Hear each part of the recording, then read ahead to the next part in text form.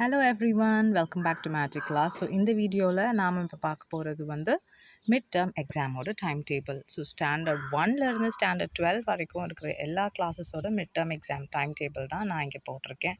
So almost November 3லேருந்து start ஆகுது. So 1 வீக்குள்ளேயே வந்து எல்லா எக்ஸாம்ஸும் முடிஞ்சிடும்.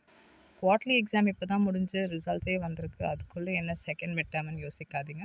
இன்னும் டேஸ் இருக்குது. ஸோ நீங்கள் படிக்கலாம், டேக் யூர் டைம். அதுக்கு முன்னாடியான டென்டேட்டிவ் டேட்ஸ் தான் இங்கே ரிலீஸ் ஆகிருக்கு.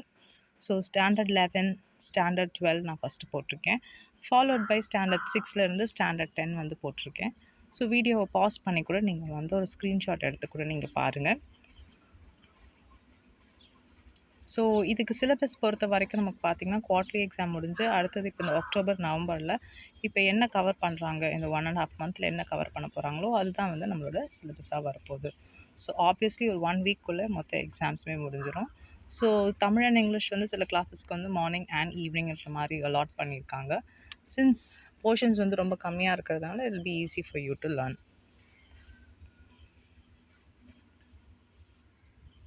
ஓகே ஸ்டூடெண்ட்ஸ், பாருங்கள், ஈஸியாக ப்ரிப்பேர் பண்ணுங்கள், நல்லா எழுதுங்க. All the best.